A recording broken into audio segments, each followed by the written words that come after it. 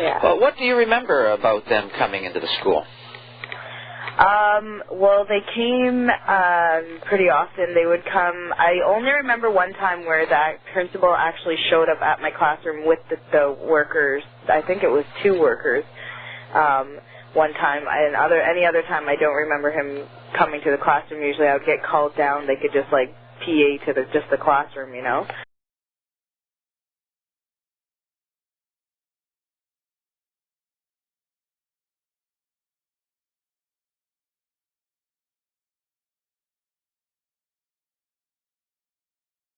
And I always hated that, I guess, because all the kids kind of look at you and they always wonder. They know it's the principal on the other end telling you to go to the office, you know. So that was the initial part of, you know, hating having to deal with it.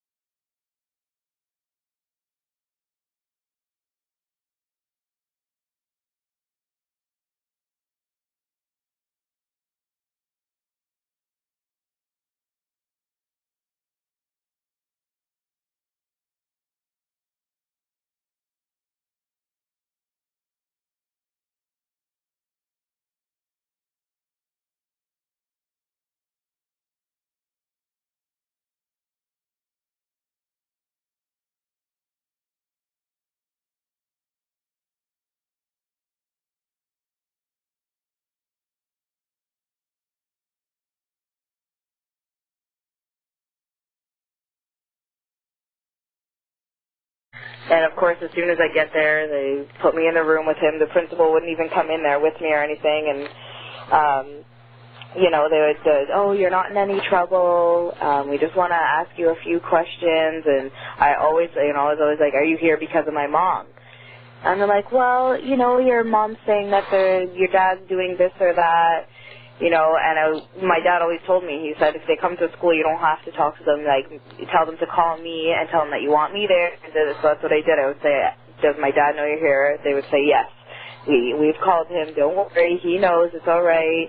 And I'd say, well, I want him to be here. Well, he can't be here because he's at work. Or, you know, they'd fool me into believing that it was okay. My dad knew it was okay and was going to let me talk to them.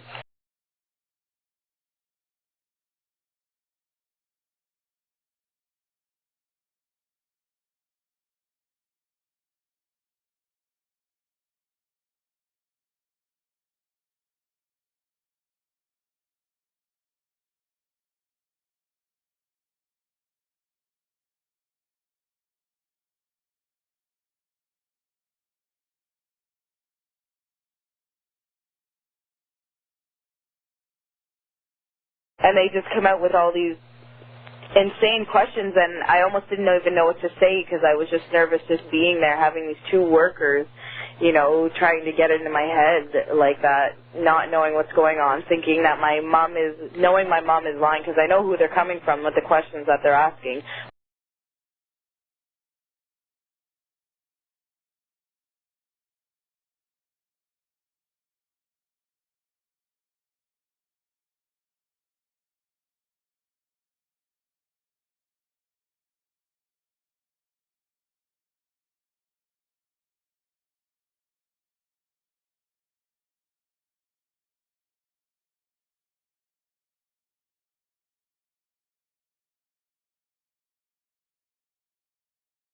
Oh, is your dad hitting you and da-da-da-da-da and all of that.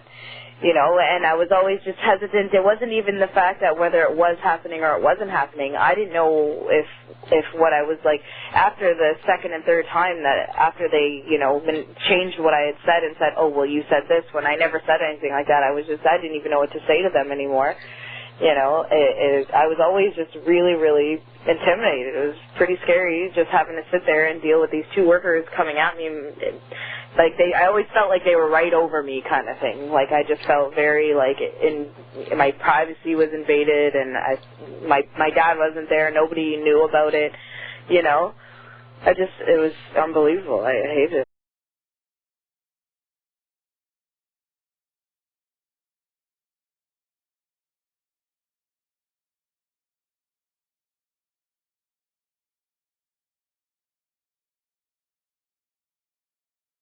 Did you find that they had actually lied to you about telling your dad that they deceived you? Yes, they did, because I would go home and my dad I would go straight to my dad, and the first thing I would say is, Dad, why did the CAS come? Why would they come and talk to me? And he had no idea. He had no idea that they had been there. I said, well, they said that they called you. And he said, no, I didn't get any phone call. And then, of course, he would flip off his handle because he was just absolutely frustrated with that. And so we never knew. And I don't know. I didn't click in my head every time they told me that he knew that he didn't. I believed them. I was just nervous. I was like, okay, I kind of went along with it because I don't know what else to do. I mean, what do you expect a little kid to do, right? And I always believed them. They always lied to me, always. It was never true that my dad knew.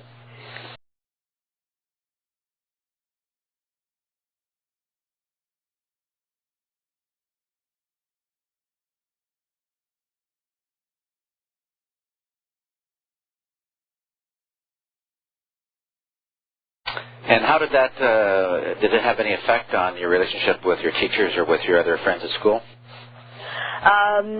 Kind of, yeah. I noticed that a lot of the kids at school always wondered why I was going out. They kind of made it seem like there was something going on. I mean, nobody really gossips at that age. It's just more of an uncomfortable feeling that you get from the kids. And the teachers always seem to ask me, oh, how are you doing? Because they know it's CAS coming because they all talk and whatnot. So the principal knows CAS is coming, the teachers know CAS is coming, and then I feel a little uncomfortable around them. It just makes me feel like everybody just kind of knows I don't feel comfortable in my own space. When your kid's school is supposed to be somewhere where you go to school and you see your friends and you have a good time, you don't go there worrying about how people think about you and all that stuff. It should, school's supposed to be fun when you're young like that, and I just always hated it. As soon as I would hear my name being called, that was it. I mean, it just ruined my whole day. I felt terrible for a few days. I didn't know.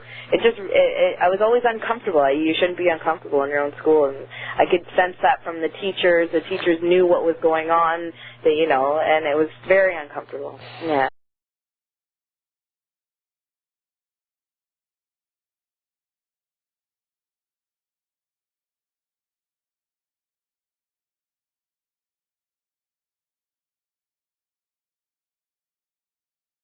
As far as your experience with Children's Aid Society workers, even at other times, I'm assuming you probably they talked to you at other times, maybe outside the school. What was your general feeling and based on your experience with the workers? What do you think about all these workers with the Children's Aid Society? I think that they're very manipulative when it comes to kids. I really didn't, looking back, and I look back and I think about these workers, I mean, I wonder how someone could do that to a child's mind and really just manipulate them to the point where they don't know what to say and they get nervous about things, and the workers, you can't even explain the way I feel about them. I don't like them, and, I look at them all, as much as, there might be some good workers out there. As far as I'm concerned, there aren't enough to be able to say that there's good workers out there. I mean, because my experience with them as a child completely just distorted any, good, positive things that are supposed to come from them. And, I don't trust them.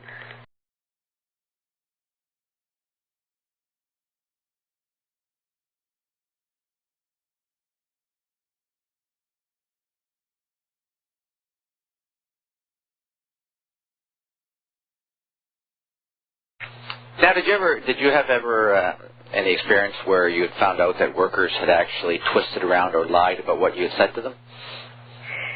Yeah. I never really knew, exactly. It was always coming from my dad because, of course, I go straight to my dad and say, well, this is what she said. And my dad would ask me, and it was always twisted or changed or exaggerated. They have a tendency to, when they ask you questions, they manipulate the question to make it seem like it's okay to answer certain ways. So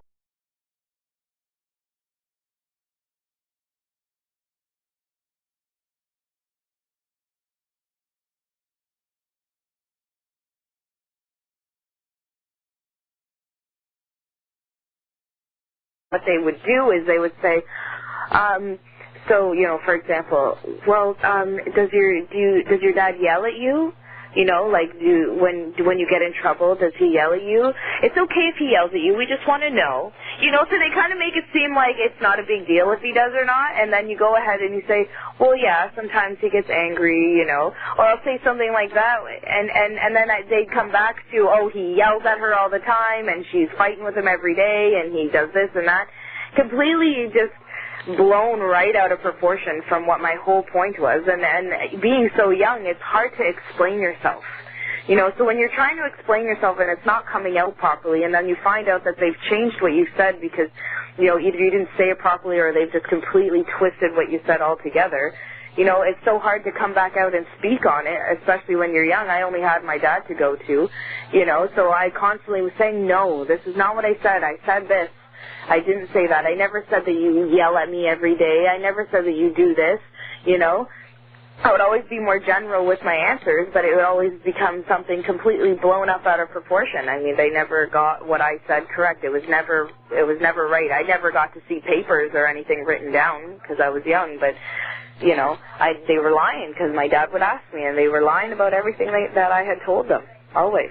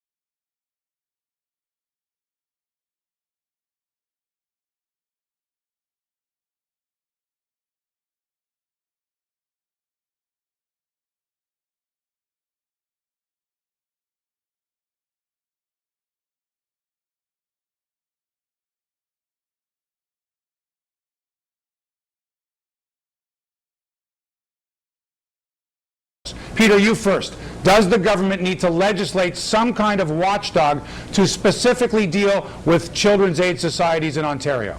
We've got to go far beyond that. Children's aid is out of control. There's absolutely no accountability whatsoever. The government has refused to enact legislation that would give the provincial ombudsman oversight capacity vis-a-vis children's aid, family and children's services. Let's understand this is a private corporation, a private organization. It's not a part of the government.